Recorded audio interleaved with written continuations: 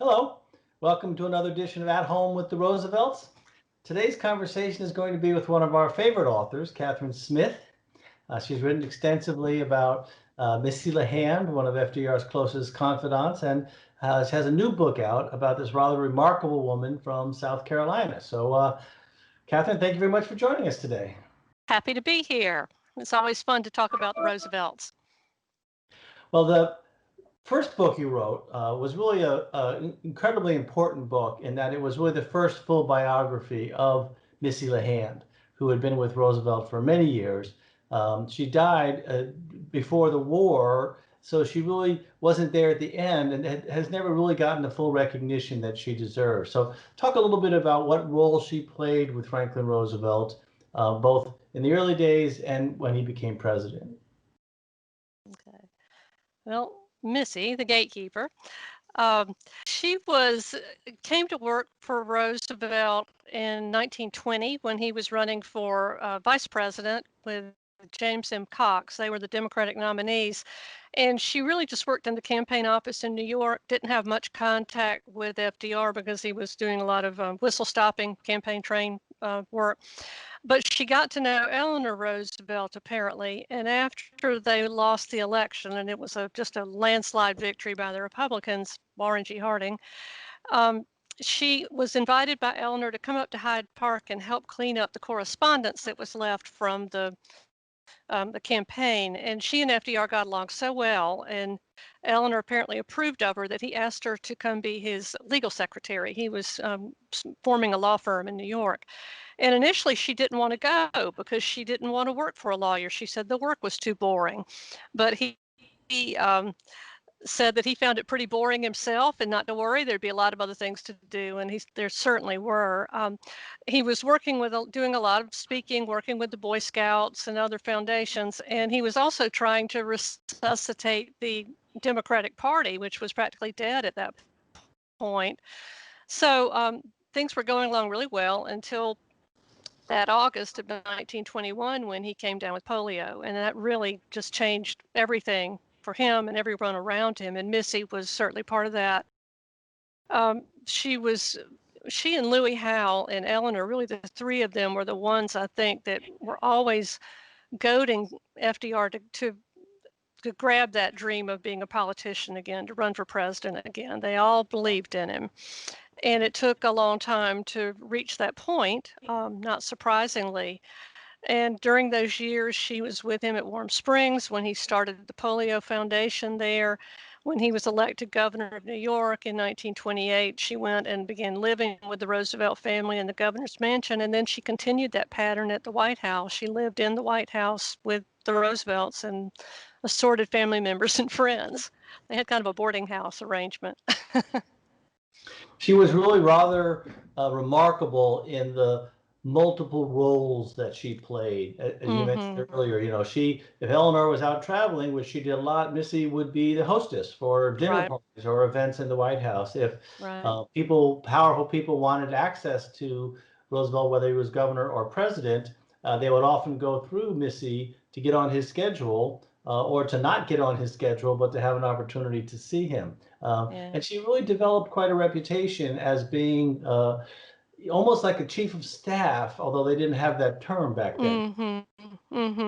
Yeah, the chief of staff role wasn't really fully in place until Eisenhower took office, and FDR liked to be the chief of everything anyway, but she very much had a lot of those roles. And when we think how small the White House staff was at the time when he came into office, it was Louis Howe, his chief political advisor, his media guy, Steve Early, Marvin McIntyre, who was appointments secretary, and Missy, who did everything else. And 4 people. You think about the White House today, you can't figure out who's doing what, and by the time you do, they've gone. So it was really quite remarkable, I think, how small a group and how tight-knit a group they were. One of the things that I've been fascinated with around Missy Lehand material are the home movies that she took. Because these are, there was a lot of cameras around the Roosevelts, but they were somewhat reluctant to let their guard down in front of the press because, of course, although we think of the Roosevelts as beloved today, at their time, they had very, very aggressive enemies. But Mm-hmm. these home movies in Campobello, on boats, in Warm Springs, up at Valkill, in the White House, they're really intimate Yeah. and a remarkable record Yeah. of her life with him. Talk about them a little bit. What are some of your favorite of the Yeah. videos? Well, I'm getting to see these videos with Missy's great nieces, Barbara Jakes and Jane Scarborough was just such an incredible moment for me, and just seeing them riding around in a motorboat and FDR and old floppy hat driving it, and they had a picnic for the press apparently at Hyde Park. And Eleanor Roosevelt was running with an egg on a spoon, and people were falling down, and they were doing burlap sack races. And of course, all the men have on ties, and they're doing these burlap sack races and three-legged races. And there was one clip that had Eleanor Roosevelt on ice skates and being pushed around in an ice chair, and one at the pool at Warm Springs, where this very friendly dog just comes up and just adores, just licking FDR's face and licking it and licking it, and they're they're just folks. So that was really, really fun to see. Yeah, almost all of the film that Jane and Barbara donated to the library has been put online. It's on our YouTube page, and some of my favorite footage is the footage of him at Warm Springs when he was down there, because you see his legs exposed because he's Mm-hmm. wearing a bathing suit or sitting on the side of the pool. Mm-hmm. Something that this was very protected information in terms of his physical condition, but he Yeah. felt so comfortable with the other polio patients at Warm Springs and with Missy controlling this footage that it's some of the only footage we see of him in that state. So Yeah. Yeah. it's important documentation. Yeah. Um, I've written, as you know, I've written several Missy Lehand mysteries with Kelly Durham, and our newest one is called. Let's see, what have you got there? Yeah, Shirley Temple is missing, and then the last one was Eleanor Roosevelt goes to prison, but we've just written one that we're getting in the final stages now called the President's. Let's see, FDR's Convention Conspiracy, and that's just what it's about. Is a series of threatening photographs that come in the mail. They're stills taken from a movie camera at Warm Springs, and they come with a note attached saying, "Is the president afraid to show that he can't walk?" So it's all being woven around the 1936 presidential convention, which is, in this time where we don't have any live conventions, it was really fun to research that one and look at the film footage and all the crazy hats and the signs and just all the hoopla that's going around. That was quite a convention. Do you find it hard to shift between straight historical biographies and the sort of fiction writing that you're doing with the Missy the Hand mysteries? No, I don't, and I really enjoy them both equally. The fiction it's much easier to write because you can just make stuff up. But Kelly and I are both really serious about history, so if we do take a liberty, we acknowledge it so people won't come away thinking that this really happened. But yeah, it's just I guess I just couldn't stand it that Missy died so young, and I wanted to keep on keeping her alive. And when the book is through the book, she does. I also gave her a really nice boyfriend. Well, she had a number of suitors over the years. Yeah, Most they notably were William really. Bullitt, the ambassador. Yeah, But I yeah. find We put him in there too. I find the end of Missy's life, particularly at the White House, somewhat tragic. So in Yeah. 1940, as the European war is going badly, and Joseph Kennedy is the ambassador of the Court of St. James, and he's sort of saying we should side with the Germans, not with the British, and he's trying to use Missy to get at FDR, and FDR is very upset. It's sort of the peak of Missy's power. And then, Right. of course, she has a stroke. Yeah, she'd had rheumatic fever as a child, and most people at that time who had it and had a bad case of it didn't live into their 50s, so it was pretty typical. She was also a heavy smoker. couldn't have helped. And it was just a massive stroke that paralyzed her on one side and robbed her of her speech. So tragic. And I think when you think about the loyalty that FDR showed, he pulled out all the stops. He brought the best medical people in the country to see her. But there just wasn't much that could be done. And she finally went to Warm Springs for therapy and was so depressed there, they brought her back to the White House, even though she couldn't work. And that was it just couldn't work out. She had to go home, and she died at home. There are some historians who have said that FDR abandoned her after her stroke and when she went back to Massachusetts. Although he never visited her, Eleanor did visit her there. And there was when Barbara and Jane revealed the Missy Lehand documents that they had kept all these years, there were a tremendous correspondence between FDR and Missy. But the letter that makes me, most sad is the letter that FDR wrote to Missy's brother. After years of being on leave, he had kept her on the payroll at the White House. And this was his letter to her brother saying, I'm sorry, I have to take her off the payroll. I can't keep the federal payroll any longer, but I will cover all of her medical expenses. And to me, it was both news making because it revealed, in fact, the relationship had continued and he had continued to support her, but it just goes to show what kind of person he was. I think the most touching thing I learned from Barbara and Jane was that the Roosevelts set up an endowment apparently at the cemetery where she's buried. So they are permanently have paid for her upkeep of her grave, and they paid for a funeral and a grave marker, everything. I just think, I think that for him, he was a little busy by the time all this happened. The war started in December of 41. I just think he couldn't bear it to see her brought that low. I think he just couldn't bear it. And a lot of times people with strokes have a hard time containing their emotions. And I'm sure that was part of it too. He just couldn't stand it. So. Well, your book, The Gatekeeper, really did a fantastic job of telling her story. And although she died relatively young, your new book about Gertie, a fabulous book. This is a very different kind of book in the sense that she lives till her 90s. And what a life. How did you discover this woman? And what got you involved in writing this book? It's fabulous. Well, it's a really interesting story. I've got a friend who is very interested in history, and she's one of these people who'll get on a subject and just learn everything she could learn about it, Chinese foot binding, whatever catches her fancy, and she's got a long-term interest in plantations. So she turned Gertie up as just a profile about Medway Plantation that she owned, and when she started telling me, she said, you would not believe the woman who owned this place. And when she did this, she did that. She was on the Riviera with the Fitzgeralds and the Hemingways. And, she was a big game hunter, and she collected animal specimens for natural history museums. And then she worked for the OSS, and then the Nazis captured her. And when she got to the part about it, and then she escaped over the Swiss border, I said, are we still talking about the same person?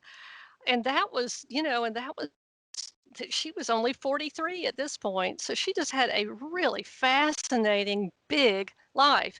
And unlike Gertie, unlike Missy, who's interesting because of her attachment to a singular personality, Gertie was the singular personality. So, boy, it was fascinating.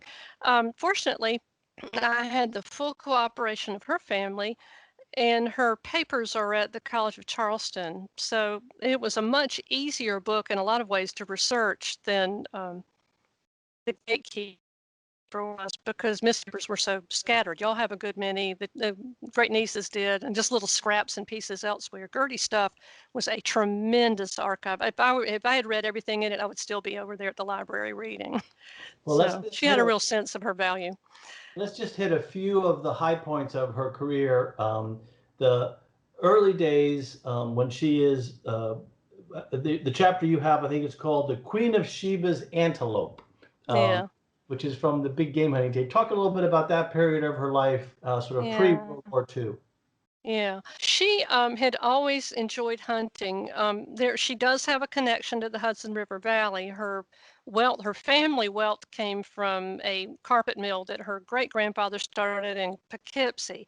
And by the time Gertie came along, it was they were based in Amsterdam, New York. It was Sanford Carpet Manufacturing. It was one of the largest carpet companies in the country. And they were her father was a robber baron. So Gertie had that sort of privileged upbringing, but she was a real outdoorsy girl. She liked hunting. She asked her father to send her on a wilderness hunting trip when she graduated from high school. He sent her to the Grand Tetons. And then she went on one of those African safaris with her brother and another wealthy couple, where they basically just had great white hunters that let you shoot anything you wanted to. And though she enjoyed that, she really wanted a scientific purpose. So she convinced the director of the American Museum of Natural History in New York to get this particular grouping of antelope. They're called the Queen of Sheba's antelope, Nyala. And she went with one of his naturalists and these two really good-looking brothers from New Orleans that she had met in England, the Legendre brothers. And by the time she came home, she had the Nyala, they had hundreds of other specimens, and she had a fiance. So wound up marrying Sydney, and their ventures continued. They were real partners in everything. Well, when Japan bombed Pearl Harbor, Sydney joined the Navy, Right. and Gertie moved to Washington and got involved with Wild Bill Donovan and the Yeah. OSS, Organization of Strategic Uh, Services. Talk about her Services. initial Yeah. role in the OSS and then what she did when she got to Paris. She was not a spy. So we call her a spy on the cover because she did work for the spy organization, and it's just easiest to do it that way. She was over the cable desk, so she was privy to just reams of top secret information. But she was basically an office worker.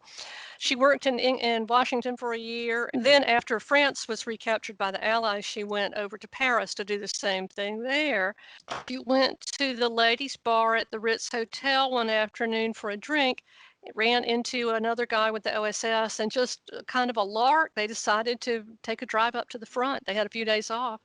And lo and behold, they were captured by the Nazis. So they both were POWs for 6 months, the last 6 months of the war. Her great feat during this time was keeping her mouth shut, because even though she was not a field agent, she knew where the field agents were. She could have really been a disaster if she had talked, but she never did. And she was sort of handled with kid gloves during that time, but it wasn't easy. And finally, toward the end of the war, they kind of led her to the Swiss border and said, get on this train and you can get off. Even though a German soldier who apparently was not brief shot at her on the way back, but she got out all right. Well, now after the war, she was always an adventurous, but she sort of settled back in South Carolina, and she shifted away from big game hunting. She became quite the conservationist, and not only trying to restore Medway, but the whole South Carolina coast. And she really became the grande dame of Charleston. She was quite an entertainer, did a lot of entertaining at Medway for conservation causes and arts causes. She loved music. She loved the arts. She led a group to mount the opera Porgy and Bess that had been rarely done in South Carolina since it was first performed. And she was very, very serious about conservation. So she put her land into a easement, so a conservation easement, and she convinced other people to do the same thing. And it's you can some people see that as hypocritical. I just think she just figured out that times had changed and you got to change with them. So she lived at Medway until right short of her 98th birthday and died in her bed there, and is buried there. And she donated thousands of acres, and this was a huge site. 7,000 acres and the house and outbuildings. Yeah. And it's under private ownership now. It's just beautiful. It's all protected, all cared for. Well, Kathryn, it's another great book, another fascinating woman that you've uncovered, whose story overlaps with the Roosevelt era for at least part. I think she's a woman that Franklin Roosevelt would have really enjoyed had they ever met.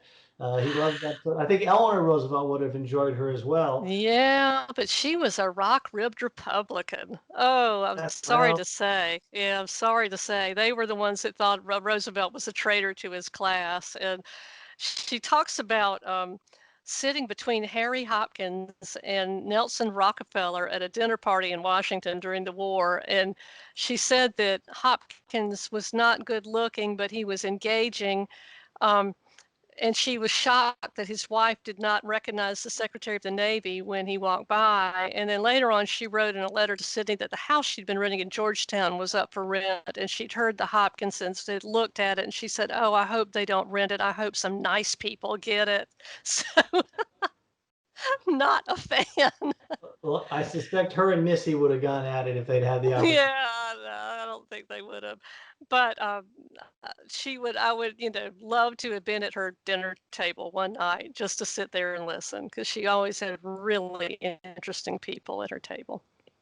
Well, Kathryn, thank you for joining us today. I really appreciate it. I hope we can get you back up to Hyde Park someday and do another program. We've had great programs with you up there. Love to Do do. you have a new book you're working on? Can Well, reveal it? actually, I do. I do, and it has a Roosevelt connection too. It's about prohibition. It's called Baptists and Bootleggers: A Prohibition Expedition Through the South. And it talks about just sort of the peculiar way that the South went dry before the rest of the nation. So that made us really, really good at keeping the liquor flowing to everyone else. So it's got, it's got something about the activity at Warm Springs. Al Capone is in it because he seems to have slept a lot of places around the South, including the federal penitentiary in Atlanta. It's a really fun book, but it does have a very definite connection to the Roosevelt era because he's the one that ended it. Yeah. Thank goodness. Well, Happy days, right?